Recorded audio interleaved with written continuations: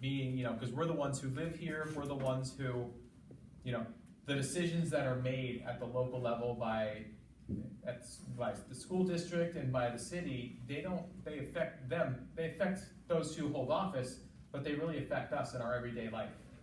So what my office and what we do, we're responsible for administering the election. So making sure that we have a roster of all the registered voters, and that we know where everybody lives, and that we know what party everybody belongs to, and what ballot everybody should get.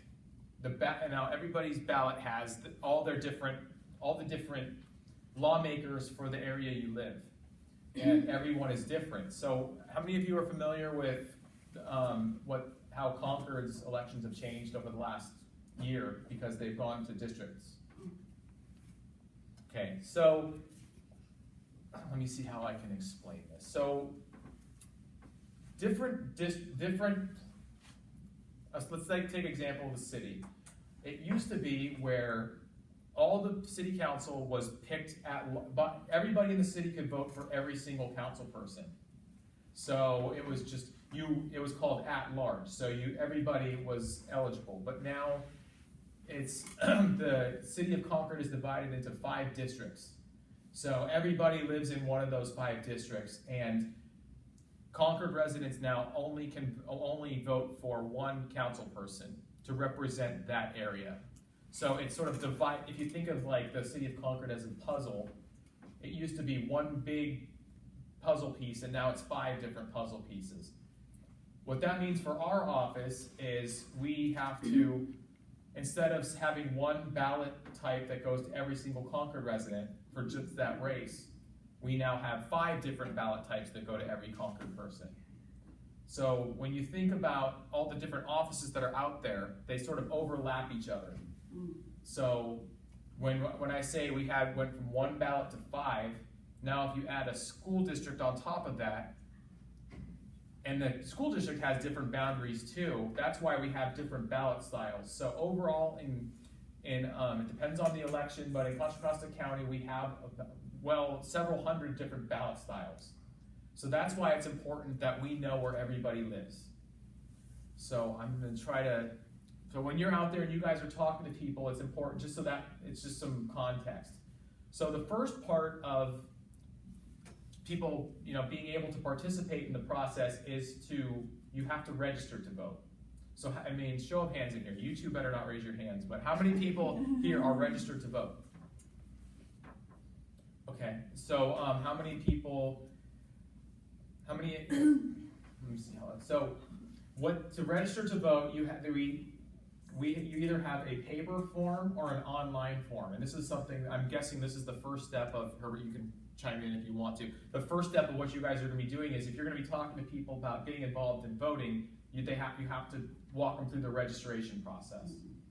So I don't have a copy of the form on me, but it basically asks people, it's pretty simple. You have to fill out your name, address, city where you live, state, zip code, and things like that. And also a couple of the things too, there are a couple of questions on there that people are asked to fill out. Whether they're a U.S. citizen is one question, because you have to be a resident of the United States to participate in voting in elections.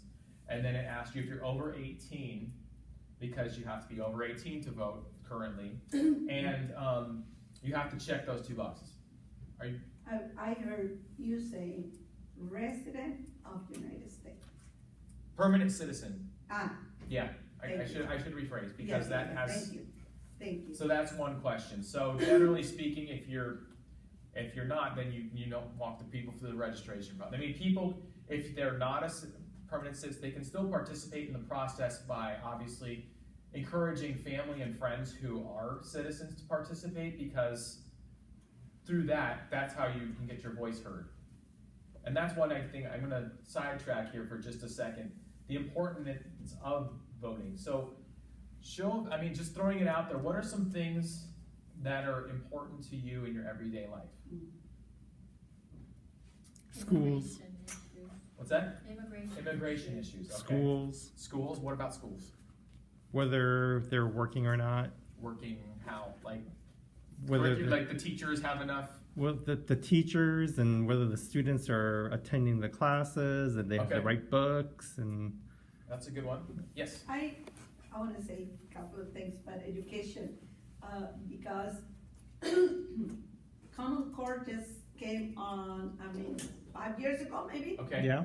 And as a mother, I wanna make sure the teachers have enough resources to teach our kids Sure. the real information instead of going to jail. Okay. That's strong Very enough, but strong. yeah, I know what you're Yeah, saying. if they don't get educated the right way, Sure. is where we're going. Okay, so going off of the education example, those are two, you guys are clearly fired up about that. Yes, sir. I have a question. Yeah. We're talking about the voting now, Yes. okay? Yeah.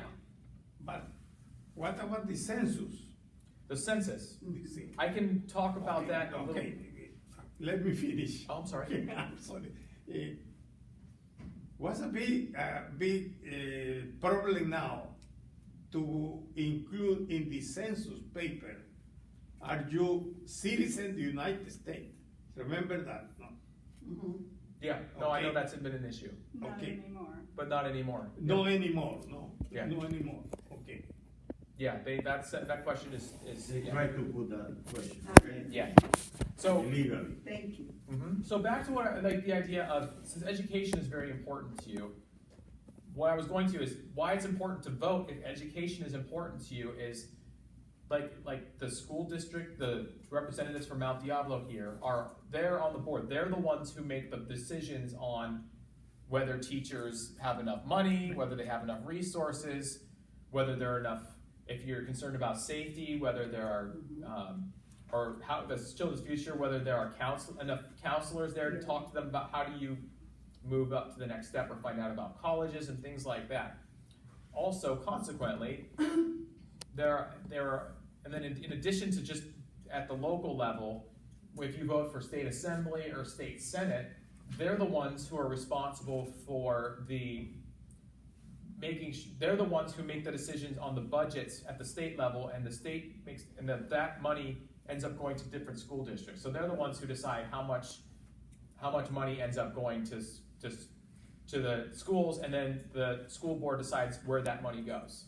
So it's important if you're to make your voice heard on the ballot through that. So that's something to tell people. And you could probably try that exercise if you're in people's, just ask them what's important to them and sort of connect the dots to something else. And that's something that we try to do through our civic engagement program. So everybody's gonna a lot of people in 2020 are gonna be paying attention to elections because of what's going on with the White House and who's gonna be running for president and all that sort of stuff. But really one thing to think about is on a daily basis, a lot of the things that go on here in our community are affected directly by local elections. So there's a lot of different, and if you look at a ballot, there's all sorts of different things on the ballot that people might be interested in. I know City of Richmond a couple of years ago had where they were going to tax people they were going to put an additional tax on sugary soft drinks because they didn't want to have students or kids, they didn't want them to go to the store to grab that Pepsi. They wanted, to put some restrictions on it. And that passed in some places and it didn't in others. It just depends on the community. Here in Concord, they passed a half-cent sales tax a couple of years ago, where basically they asked voters, do you want to pay an extra half cent per dollar on everything you purchase in the city when that extra money will go toward paying for extra police? So if you're a voter, you had to consider, well, I don't want to pay that extra. Do I want to pay that extra money? Is it worth it? Or do I want to make sure there are extra police officers? That sort of thing. Those are some of the questions that voters are asked to consider. So going back to the registration piece, the first thing that you have to do is to be able to participate in this process is to register. And the key items that you have to put on the voter registration that the people are going to have to produce is either their driver's license or the last four of their social security. It's one or the other, and we have to have that on the registration for it to work. And the other thing that we have to have, and I see this happen a lot, is we'll have people who will complete their registration, but they won't sign it. And in California, the signature on your registration is what we use as the main identification piece for voters. Yes? So that California, the identification card doesn't work? It should, it's a good question. I believe it does. If it should have the same Yeah. serial number on that. Think so? Yeah, Yeah. Yeah. like a real ID. It's on the paper form. Okay. You can put that. I would So imagine it's the same IDs for or the driver license, either one. Yes. Oh, Okay. okay, that's what it's called. Yes. So you don't, because I pre-registered on a paper and it had like the option to check if you didn't have a California ID, so you don't need to have one to pre-register. Right, that's true. You don't have to have, the Secretary of State's office will generate a random number if you don't have that to identify. But usually it's the last four of the, so yeah, usually you want to try to probably tell people as you're talking to them to have one or the other. Because most people will have one form of that. So basically if you think about it, if you're trying to, what registration is basically like getting your driver's license. You have to, I'm trying to think of the comparison. Not everybody chooses to drive a car, but you would have to have your license if you do want to drive a car. So it's the same thing. If you do want to choose to vote, you have to be registered. Now I'm going to tell you something probably in about 20 minutes that's going to completely blow that out of the water, but definitely try to get people to register. So after that, so what happens next? So that's the thing, when everybody's filled out their form, they're going to ask what happens next. So after that, their form gets sent either to the Secretary of State's office, and they send that, they set up and verify the voter's information, they send it to us.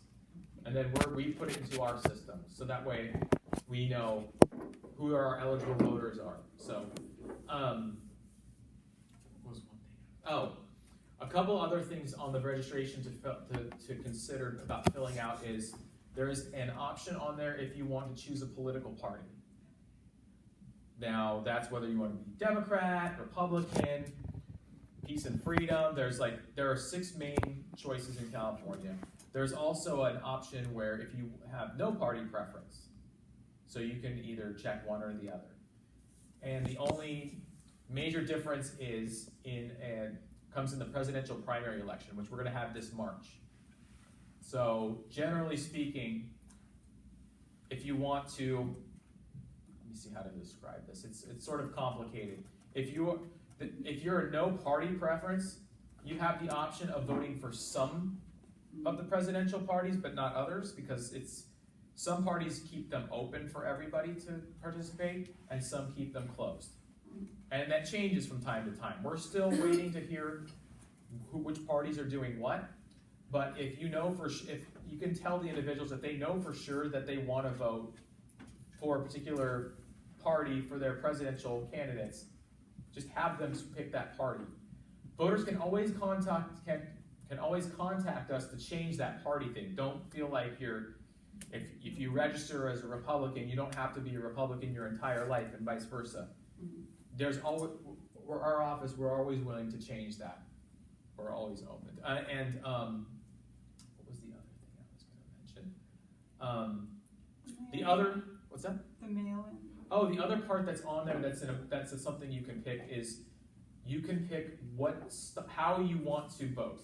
Meaning whether you want to go to a polling place on election day or you want to receive your ballot in the mail and be able to vote at home. Now, I'll talk a little bit about some of the advantages of voting at home that our office has been trying to encourage people to consider strongly voting at home. It has some advantages, but either way counts exactly the same. That's an important thing to point out as you're talking to people. Whether they go and vote at the polls or they vote by mail, they all count the same. Those are some of the main ones that you should make sure that people fill out. And so the next step in this process is